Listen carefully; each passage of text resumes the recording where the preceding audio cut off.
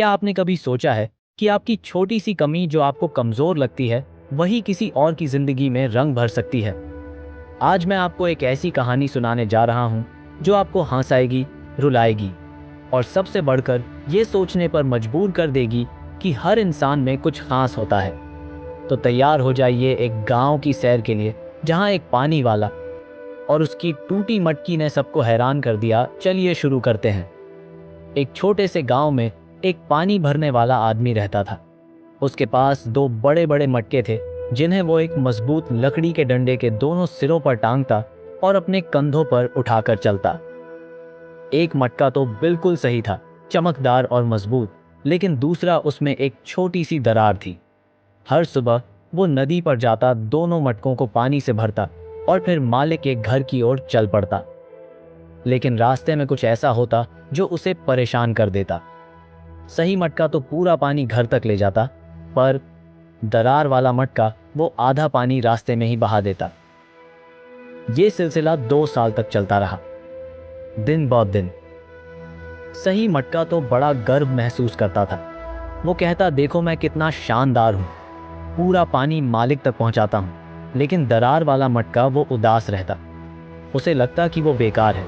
वो सोचता, मेरी वजह से पानी वाले को मेहनत ज्यादा करनी पड़ती है, मैं तो किसी काम का नहीं। एक दिन उस दरार वाले मटके का सब्र टूट गया।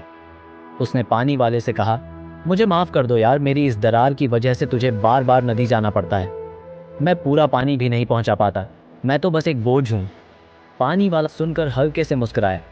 उसने मटके से कहा, अरे जरा ठहरो, क्या तूने कभी गौर किया है कि हम जिस रास्ते से आते हैं वहां क्या होता है? मटका थोड़ा चौंका।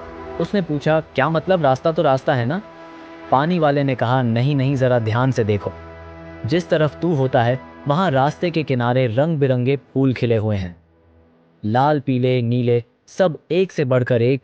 और दूसरी तरफ वहां कुछ भी नहीं। मटका हैरान हो गया। उसने नजर घुमाई और सच में देखा, उसकी तरफ फूलों की कतार थी, मानो कोई जादू हो।